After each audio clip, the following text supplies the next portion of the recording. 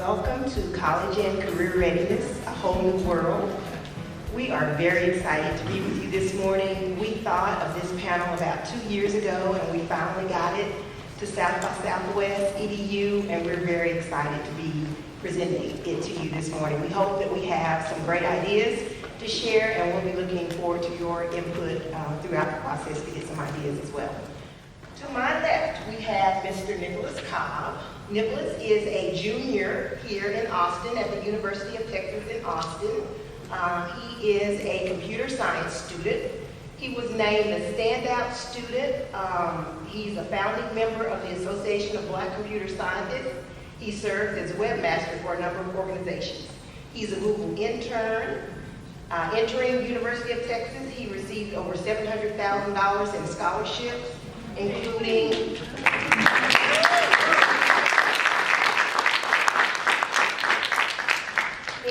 the Coca-Cola Scholarship, the Prudential Scholarship, Best Buy, the Christopher Reeves, and Urban League Scholarship. Nicholas was a recipient of the Nickelodeon Halo Award and the Caring Institute Award. He's been named a Young Futurist by The Root magazine, and he is the founder and CEO of his own nonprofit, Comfort and Joy. So that's who's who, that's our panel. So let's get started with some questions, and I'll start with our student. Nicholas, tell us about your high school experience. Well, I went to a very competitive and challenging high school, and I think that's really been able to help shape my academic experience. It's helped me to, understand how to work hard. It's helped me transition well to college. So that was my high school experience. What were your top priorities going into college? Well, my top priorities going into college were adjusting to the, very heavy changing workload that occurs between high school and college. Getting myself an internship and finding some organization so I could do something outside of academia. Do you feel like you were ready for college?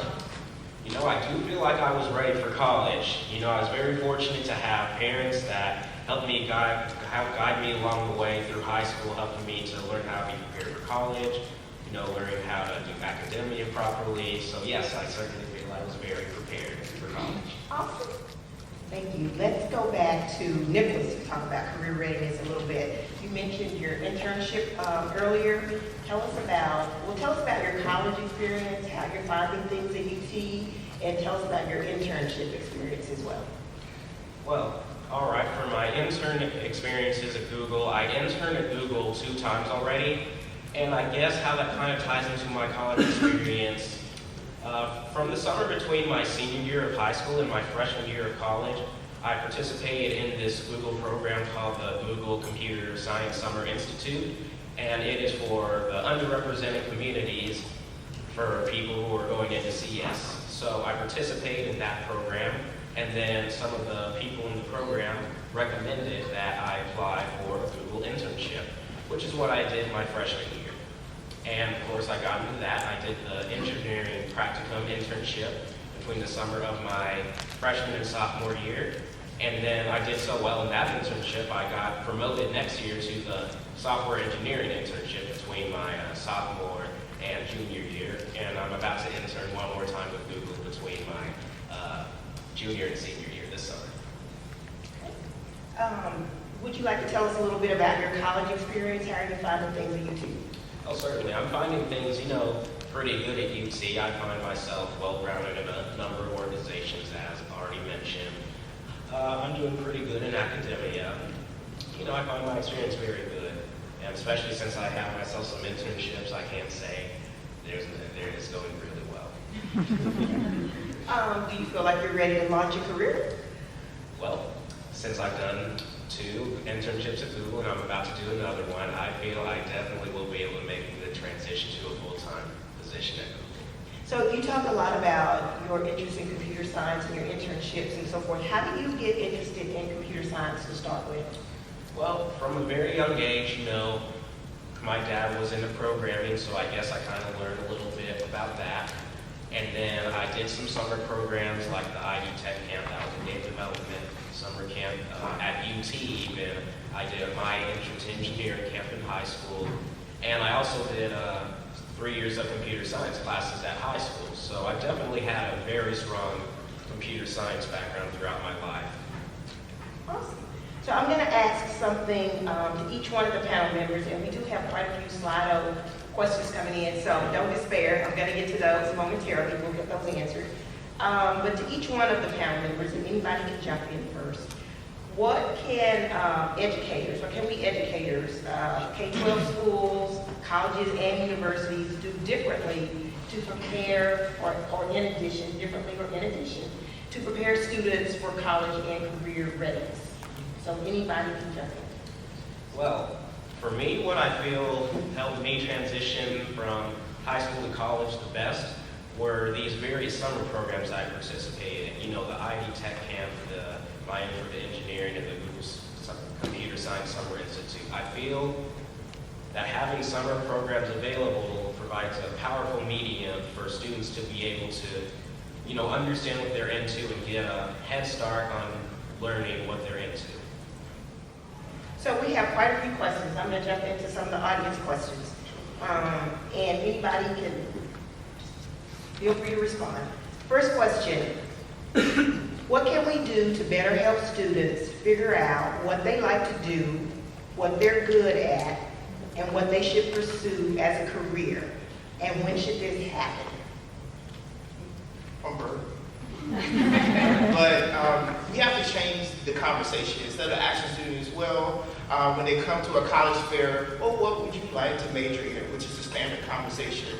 I've really empowered my staff to change that conversation and say, what do you see yourself doing in 5 years? To expose your students to different things that are available. Like I said, I went into engineering because that's what my dad said that I was supposed to do. I found out that it was a great career from a pay perspective, but it wasn't something that I got up every day saying that this is what I want to do. Today I can honestly say that because I really get an opportunity and help people figure out what they're created to do and build their lives around that. But I didn't know that that was even a career choice. I wasn't ever exposed to that that's something that you could do. So I would say expose your students to as much as possible. And I think that as they're exposed to those things, they will navigate to that thing that's innately gives them passion about it. Next question, college readiness and career readiness are related, but they require different skills. How do we get students career ready beyond the standard internship and apprenticeship? That is a great question. So I would say that with students, to get them ready, they need exposure to what that is like and navigating that corporate landscape. You can do that by maybe partnering with some local companies and having mentors. I know that at TI we have several diversity initiatives that go out and mentor students at colleges or on a high school level, because it gives them a different exposure to the corporate arena, and I think that that will help them beyond the classroom get prepared for navigating the corporate world. Piggybacking on that, Marla, Nicholas, you mentioned to me a program that you were involved in, a mentor matcher.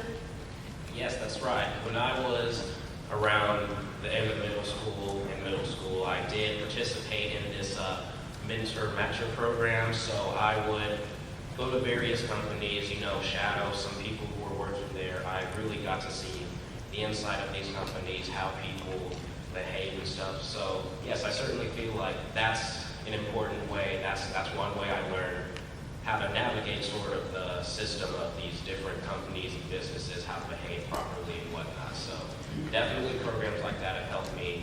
So I think that would help a lot of other students as well. Next question, what role should GPA play or not play as a goal to mark success in high school and or college? What role should GPA play? You got to cut the line off somewhere, right? You got to have something that is a qualifier to get people in the door. But if I get a 3.0 versus a 4.0 that has all those different well-rounded experiences, especially those students that are having to work to put themselves through school, in my opinion, I think that says a lot about the student. It builds character, it builds work ethic, it goes beyond just the day-to-day classroom learning. I definitely agree with her point. You know, these things are multifaceted. How well you'll do at an internship, for instance, is dependent on more things than solely your GPA. Yes, you need to have some cutoff point so you can know, okay, are you working hard? Are you doing what you need to do? But you know, at some point it's like, there's more than just GPA involved. Are you involved in campus organizations? Are you taking leadership roles? These are all important things about how well you'll do in these companies. Because, you know, sometimes how well you do in academia, it requires a different skill set than how well you'll do in a company. So GPA might not always be quite representative of that. And I would agree on the higher ed side as well. It's encouraging to see that a lot of colleges now are moving towards a well-rounded view when they are recruiting. Now it's not just GPA, it's not just a test score. It's also what have you been involved in? What was your home life? What do you want to do when you graduate? Because we want students who not only will add to the overall experience of campus, but also they're going to take something away and go out into the community and do something well. And the GPA doesn't always naturally reflect that. How can schools not only prepare students to attend college, but also prepare them to finish and actually receive a degree? So the state is assisting many colleges and universities on making sure that students are college ready now. We not only receive funds for having what I call cheats in the seats, but we also get funding based on students persisting in the graduation rate as well. So it's encouraging to see a larger conversation is being had about not only the number of students you have, but also the percentage that are graduating as well. As a nation, our college graduation rate is about 52%, which we celebrate because years ago it used to be 48%. So, but it's still, for me, very sad. Douglas, do you feel like you had anything that gave you a leg up going into college that's going to help you with completion? Yes, I took some various AP classes and dual credit classes in high school. So via those, I was able to not only claim college credit, but I was able to really better get a feel of what college classes would actually be like. So that obviously smoothed the transition from high school to college, which made it less difficult for me to adjust to the workload. How many hours did you go in with? 54. Wow. Actually, this next question is for you. Mr. Cobb, did you begin college knowing what you wanted to major in and what career path you were considering, and has that changed? Yes and no. I knew I was going to do computer science going into college, but for a while I was actually interested in game development. But you know, ever since I've been in college and I've started understanding some more of the nuances of computer science and various fields, I've since changed my mind. You know, I'm more interested in front-end web development, which is like the graphics of web design and stuff. So I'm still in computer science, but I've just chosen a different subfield of it, I guess. Next question, what are some of the things that we can do in higher ed to retain students who are having a challenging time adjusting to college life, both socially and academically? What can we do to retain students? Personally, I feel that one of the best ways to adjust to campus life, whether it's a big campus or a small campus, is to find yourself, you know, an organization or a few organizations that you're interested in, even if it's outside your major, because that'll help you really find a community of, you know, sort of like-minded people, and you'll be able to spend your time doing things that you're into. And, you know, studies have actually proven that people who join college organizations do end up happier than those who don't. So I'm definitely a staunch believer in that. I'm going to do one more question for each of our panelists, and then we're going to try to see if we can get some people to come up to the microphone, because we said this was going to be a conversation, and see if you have ideas that you want to share. We've gotten a lot of questions here, but not different ideas that you'd like to share with the group as well. How have your internships at Google related to your courses at UT? Are there any explicit connection between what you're learning in class and what you're doing at work? It varies by the class. For some of the classes, it really does. Right now, I'm taking a software engineering class, so it's pretty much almost exactly like working at an internship and working at a company, you know, you do all this planning, you do all the organization and stuff. So sometimes these classes really do train you for the real world, but sometimes the classes are just about learning content. But that's not to say it's not useful, that's to say it's just different. You need to know this content in order to work, but it might not necessarily be, you know, so tight, so strict for those types of classes. All right, thank you. I'm going to ask audience members if you have questions, if there was anybody that didn't want to submit one on Slido, or if you have comments or suggestions. We have microphones. If you make your way this way, and hopefully while someone is making their way this way, I will tell you a couple little stories for transparency's sake. Putting everything out on the table there. Miss Marla White at the end there. Marla and I were part of Leadership America together, so that is our connection. Mr. Falk and I worked together at Uplift Education when he was a Road to College counselor and I was chief of schools, I think. And this young man right here, well, he's my son.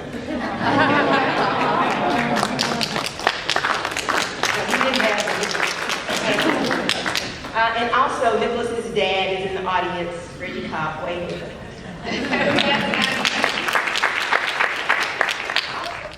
Yes, ma'am.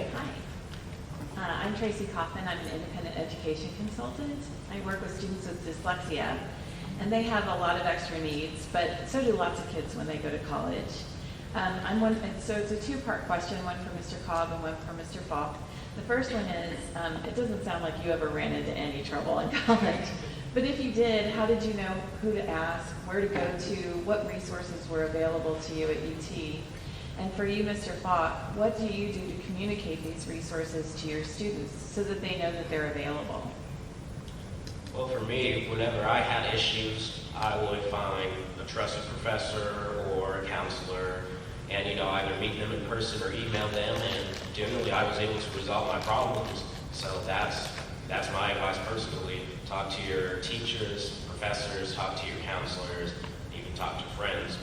Yeah. Awesome. It's 12:02, so we're at the conclusion of our session. I really want to thank everybody for coming out this morning. We had a great time. I hope you did too. I hope there were a few nuggets that we shared or that your colleagues shared from the audience that'll help you in your journey as we move forward to continue to support students. We're going to step down and come down front. If there's anything that you want to ask any of us one-to-one, we'll be here, and we hope you enjoy the rest of South by Southwest. Thank you.